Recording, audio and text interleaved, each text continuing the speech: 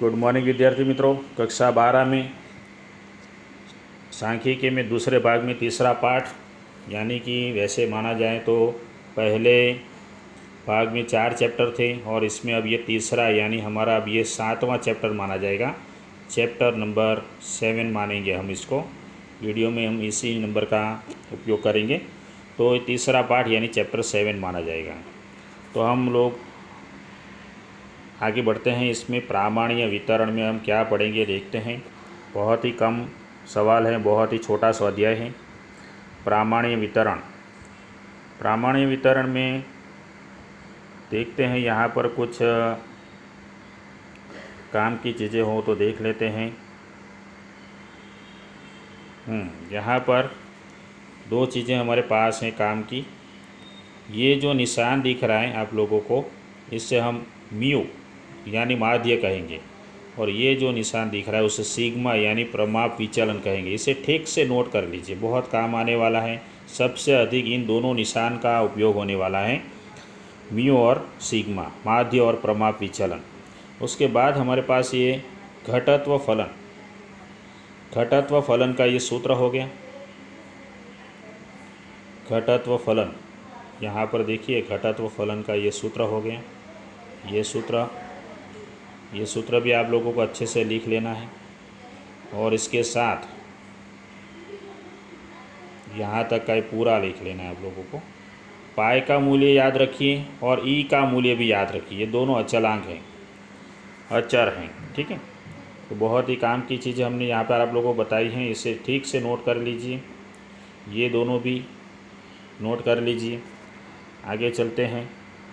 घटत्व फलन के बाद उसके बाद यहाँ पर आप लोगों को ध्यान में रखना है, ये जो चित्र आप लोग देख रहे हैं तो इसे प्रामाणिक वक्र कहेंगे। तो आकृति में प्रदर्शित किए गए अनुसार संपूर्ण घंटाकार होती हैं। क्या? और वह यह प्रदर्शित करता है कि प्रामाणिक वितरण सममित वितरण है। यह जो आप लोगों को दिख रहा है वह सममित वितरण है। दूसरी बात कि यहाँ बीच में जो लाइन है, ये यहाँ पर जो बिंदु है उसको हम म्यू यानी माध्य कहेंगे, और ये माइनस और यहाँ पर प्लस होता है। आगे चलते हैं। प्रामाणिक चल तथा प्रामाणिक वितरण। तो संभावना घटत्व फलन, अब इसका भी सूत्र नया फिर से आ रहा है। दूसरी बात ये कि माध्य और प्रमाप विचलन, इन दोनों का लिए z का ये सूत्र हो गया, z। ये भी याद रखिए। एक और ये सूत्र हमारे पास है, इसे ध्यान से देखिए। दूसरी बात कि प्रामाणिक चल z का संभावना घटत्व वितरण 0, माध्य और प्रमाप विचलन 1 वाला प्रामाणिक वितरण है। आगे चलेंगे और क्या बताया गया है यहाँ पर। ये जो आप लोगों को चित्र दिख रहा है वह हमारे लिए घंटाकार वक्र है।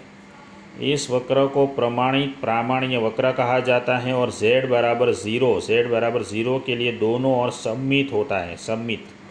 ये सब थ्योरी है, आप अच्छे से पढ़िए। आगे चलते हैं। प्रामाणिक वक्र के कोष्टक पर से संभावना यानी क्षेत्रफल ज्ञात करने की विधि। तो दूसरी बात याद रखिए, ये जो आप लोगों को चित्र में दिख रहा है, इस चित्र में, तो यहाँ से बिल्कुल बीच में से काट लेंगे। पूरा जो क्षेत्र आप लोगों को दिख रहा है उसका मूल्य 1 होता है, उसको आधा करेंगे तो 0.5 दोनों और बढ़ जाएगा। यहाँ पर लिखा हुआ है कि आच्छादित प्रदेश का कुल क्षेत्रफल हमेशा 1 होता है, और माध्य की दोनों ओर सममित होता है। यह जो लाइन है उसके दोनों ओर सममित होता है और 2 समान हिस्सों में बांटता है। साथ में दोनों तरफ का क्षेत्रफल होता है, बाईं ओर का और दाईं ओर का क्षेत्रफल होता है 0.5। आगे चलते हैं। यहाँ पर कुछ खास नहीं है। दूसरी बात याद रखिए कि ये सूत्र हमें बहुत काम आने वाला है।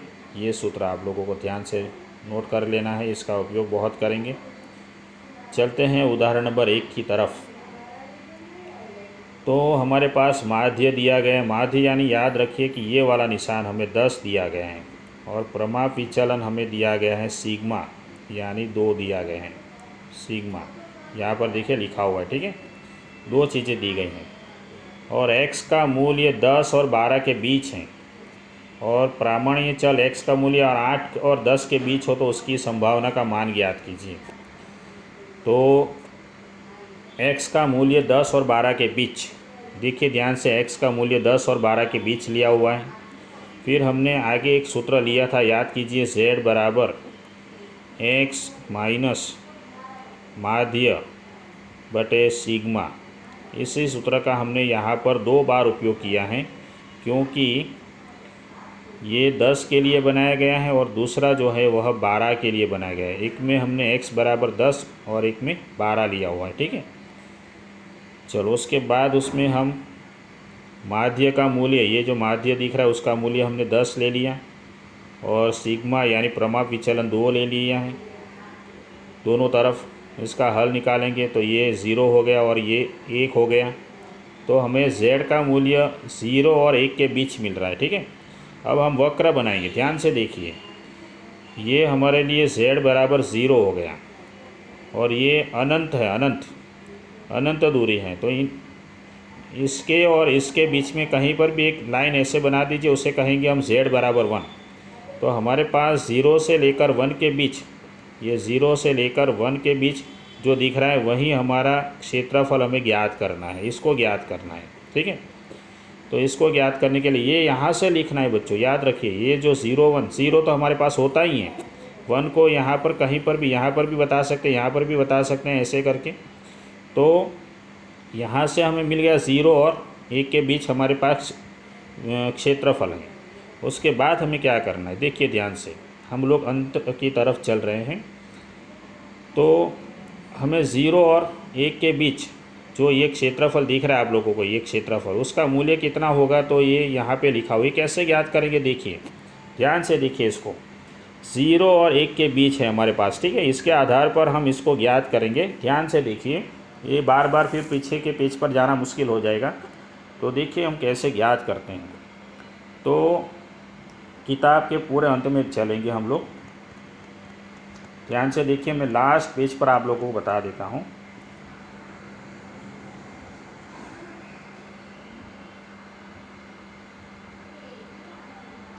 लास्ट में आप लोगों की किताब में सबसे अंत में यह चित्र मिलेगा आप लोगों को, अभी आने की तैयारी में है।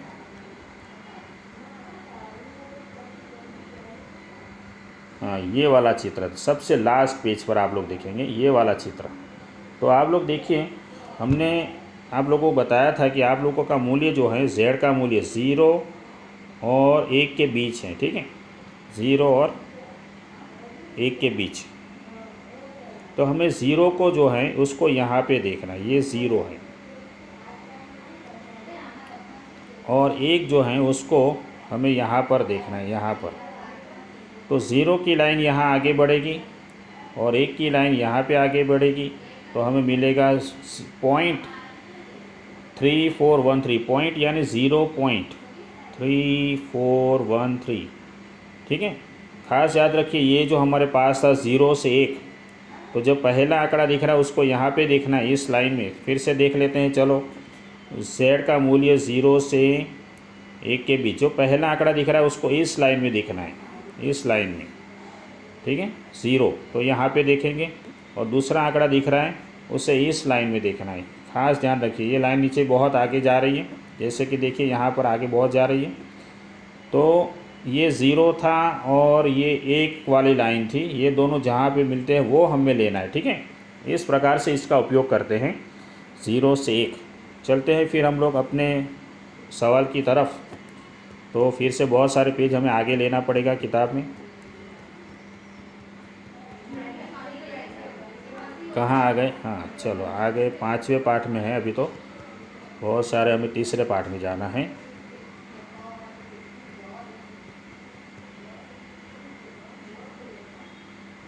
कहाँ है हम लोग, तीसरा आ गया, चलो तीसरे पाठ में आ गए। तीसरे पाठ में चलो आ गए। उदाहरण नंबर 17 पर है। अभी तो उदाहरण नंबर 1 पर चलते हैं, 11 पर आ गए। ये सब फिर इसीलिए आप लोगों को सभी सवाल में वो वाला अंतिम पेज पर जो कोष्टक दिया गया है उसी को लेकर बैठना पड़ेगा। हर बार पेज पीछे ले जाना थोड़ा मुश्किल हो जाएगा। तो देखते हैं हम लोग, यहाँ पर देखिए, यहाँ पर आ गए 0 से 1। मैंने आप लोगों को बता दिया कि 0 को यहाँ पे देखते हैं और 1 को यहाँ पे देखा था हमने। तो ये दोनों जहाँ पे मिलते हैं वहाँ पे हमें ये वाली संख्या मिली थी, याद कीजिए, ठीक है। तो आगे चलते हैं। अब हम x का मूल्य 8 और 10 के बीच हो उसकी संभावना ज्ञात करनी है। तो हमने फिर से हमारे लिए तो याद कीजिए z का सूत्र था कि x माइनस ये माध्य बटे प्रमाप विचलन, ये यहाँ पे करना है और ये वाला यहाँ पे करना है। x का मूल्य एक बार 8 लिया, दूसरी बार 10 लिया।